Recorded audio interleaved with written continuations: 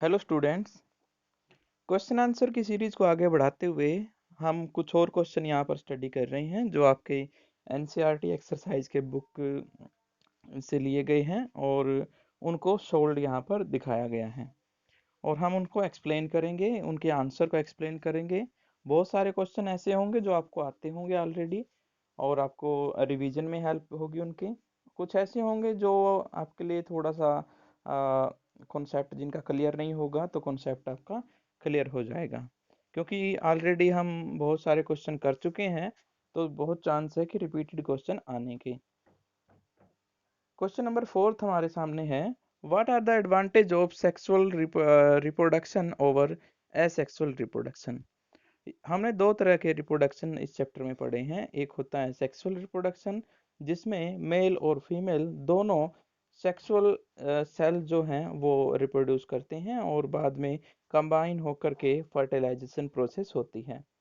Asexual reproduction भी हम पढ़ चुके हैं जो प्लांट्स में या फिर यूनिसेलुलर बैक्टीरियाज या माइक्रो ऑर्गेनिज्म में पाई जाती हैं। तो उसमें डिफरेंट टेक्निक से जो है अपना रिप्रोडक्शन करते हैं वो। वहाँ पर नेसेसरी नहीं है कि मेल और फीमेल दोनों चीज़ें हमें चाहिए, नहीं, वहाँ पर अलग तरीका यूज होता है जिन्हें हम एक्सटर्नल फैक्टर बोलते हैं। For example in case of flower, एक फ्लावर मेल हो सकता है और दूसरा फ्लावर फीमेल पोर्शन हो सकता है। दोनों को ज्वाइंट करते हैं ये एक्सटर्नल फैक्टर जिनको पोलिनेटर कहा जाता है।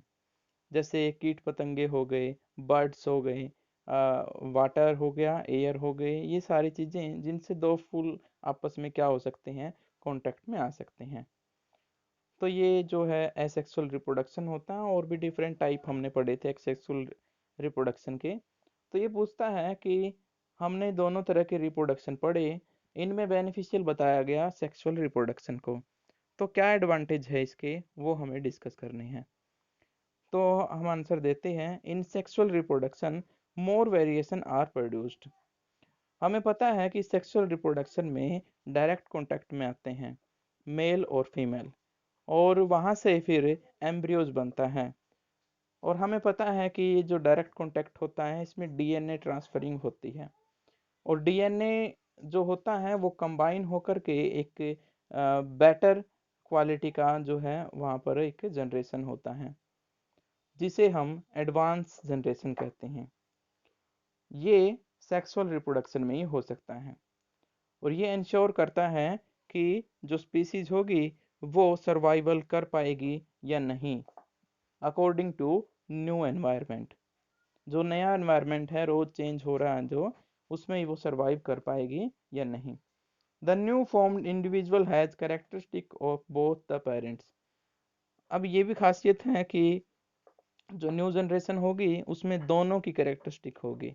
यानी कई बार क्या होता है, हाइट जो है अनमैच होती है पेरेंट्स की।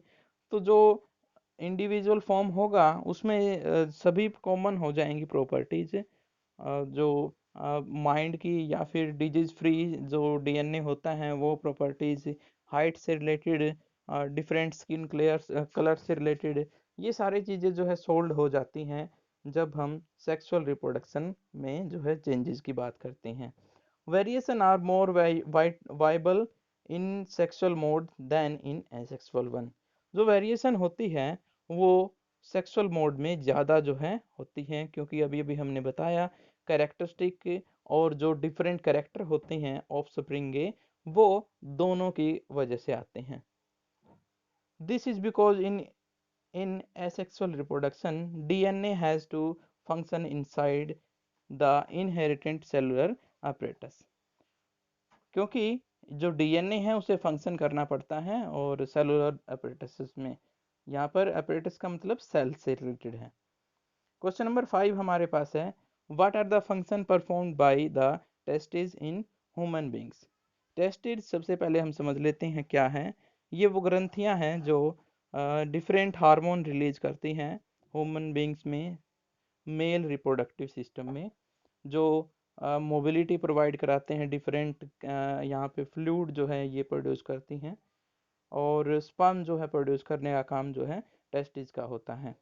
और हमें पता है जो डीएनए ट्रांसफर होता है वो इन्हीं जिसे हम स्पर्म कह रहे हैं इन्हीं की थ्रू होगा।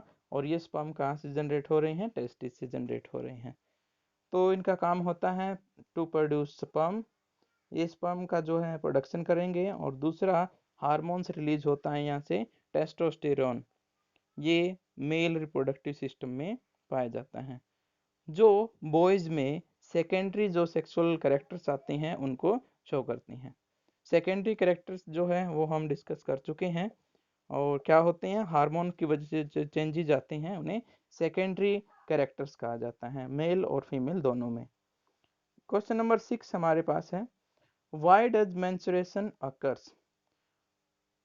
यहाँ पर बड़ी आसानी से समझा जा सकता है कि जो फीमेल जो सेल्स होते हैं, जेमेट सेल्स होते हैं, उन्हें फर्टिलाइजेशन की ज़रूरत होती है अपने आप को एम्ब्रियोज बनाने में या फिर फोएटस बनाने में। तो वो जो एग है वो स्पर्म के साथ कांटेक्ट में होते हैं, तब जा करके फर्टिलाइजेशन प्रोसेस होती है। जब तक वो कांटेक्ट में नहीं होंगे तब तक फर्टिलाइजेशन प्रोसेस नहीं होगी।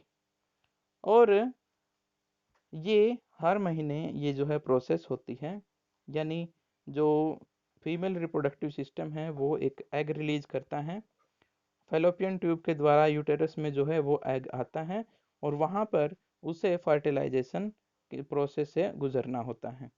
अब क्योंकि हर बार ज़रूरी नहीं है कि फर्टिलाइजेशन प्रोसेस हो, यानी एग जो है वो फर्टिलाइज नहीं हो पाता, तो क्या होता है, बॉडी उसे बाहर निकाल देती है उस सेल को, और साथ में जो डिफरेंट चेंजेस आते हैं यूटेरस के अंदर वो भी जो है वो शरीर क्या कर देता है, उनको धीरे धीरे अलग कर देता है। और वो चेंजेस आपको पता है कौन कौन से होते हैं, क्योंकि हम पहले पढ़ चुके हैं। जो टिश्यूज, प्लेसेंटा टिश्यू है, या फिर विली लाइक स्ट्रक्चर्स है जो बन जाते हैं यूटेरस के अंदर, जो एग के न्यूट्रिशन प्रोवाइड कराने के लिए जो है बनते हैं। ब्लड जो है वो इकट्ठा होना स्टार्ट हो जाता है, तो फिर वो क्या होगा, जब उस ब्लड का कोई काम नहीं है तो वेजाइना के थ्रू वो रिलीज हो जाएगा बाहर। और एक तरह से हम कह सकते हैं ये एक शॉर्ट टर्म अबॉर्शन है, और ये फीमेल्स में हर महीने जो है होता है। इसकी वजह है एग का फर्टिलाइज ना होना। क्वेश्चन नंबर 7 है, draw a label diagram of longitudinal section of a flower. आपको फ्लावर को साइड से कट करना है और उसको डिफरेंट पार्ट को उनको एक्सप्लेन करना है with the help of A diagram. Biology में आपको खासकर ध्यान रखना है, स्पेशली आपके एनसीईआरटी बुक की जो आप पढ़ते हैं उसमें कुछ स्पेसिफिक आर्टिकल को विद डायग्राम समझाया गया है बायोलॉजी पार्ट में।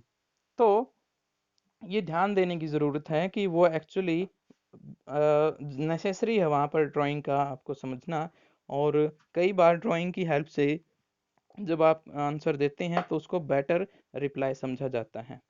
तो आपने यहाँ पर भी कुछ इसी तरह से जो है स्टडी करना है डायग्राम को और फिर उनको आंसर देना है। तो यहाँ पर लॉन्गिट्यूडिनल सेक्शन बोला गया है, यानी कि साइड से फ्लावर्स के लिए। तो डिफरेंट पार्ट्स जो होंगे वो हमें दिखाई देंगे, जैसे सबसे पहले क्या होता है, कलरफुल जो पार्ट होता है फ्लावर का, सबसे पहले ग्रीन पत्तियां आती है नीचे जिनको सेपल्स कहा जाता है। उसके बाद जो कलरफुल जो पत्तियां होती हैं इनको पेटल्स कहा जाता है। और पेटल के अंदर दो तरह के स्ट्रक्चर पाए जाते हैं, एक ठीक मिड में होता है जिसे कार्पेल्स कहा जाता है, ये होता है female reproductive system in flower. और जो उसके चारों तरफ स्ट्रक्चर्स पाए जाते हैं उन्हें कहा जाता है स्टीमन्स, और ये होते हैं मेल रिप्रोडक्टिव सिस्टम।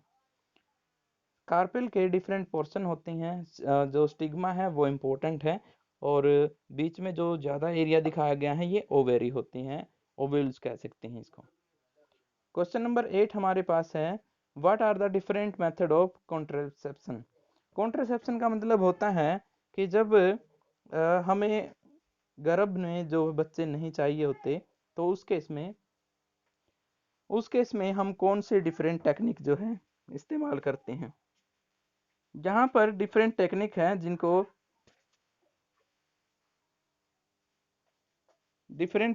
जिनको यूज़ किया जाता है, और गर्भ में जो है बच्चा ना बने इसके लिए डिफरेंट प्रोसेस यूज की जाती हैं।